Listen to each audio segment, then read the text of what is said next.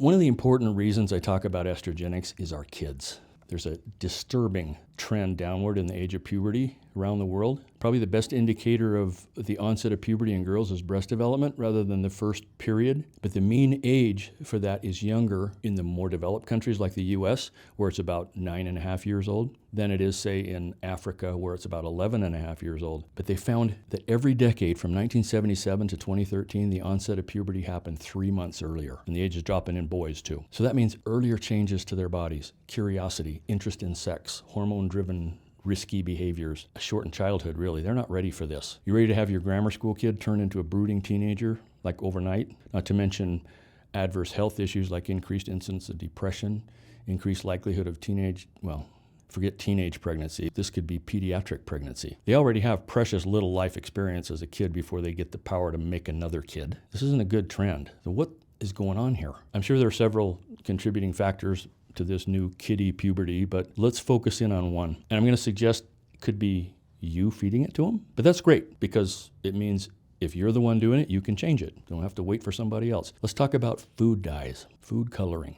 Do you know what tartrazine is? It's also called FD&C yellow 5, yellow lake 5, food yellow 4, or acid yellow 23. It's all the same product. It's been classified as a xenoestrogen, strongly estrogenic. And imagine that. In a well-done study, it causes early puberty in rats. Now, nobody's going to do studies with this on kids. There's a little ethical problem there. So rats might be as close as we get. So let's just avoid it and learn from that. What's it in? It's in any yellow or green food or candy. It's probably there. It's also in bar soaps, liquid hand soaps, lotions, hand sanitizers, hair care products, mouthwashes, ice cream, Mountain Dew, sports drinks, lots of cosmetics. Even OTC and prescription drugs. Ask your pharmacist if there's any food dyes in your prescription. And if there is, tell them you want another brand. Don't buy the stuff. Who eats gummy bears?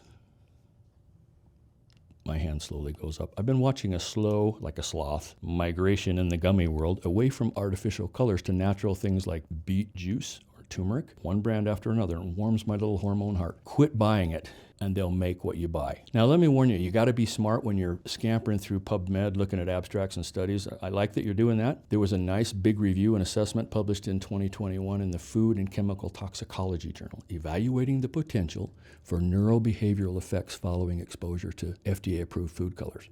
The results indicate a lack of adequate or consistent evidence of neurological effects. And if you look real carefully at the very end of the full text article, the study was supported by the American Beverage Association, who had the opportunity to review the draft manuscript to provide input regarding the clarity of the science presented.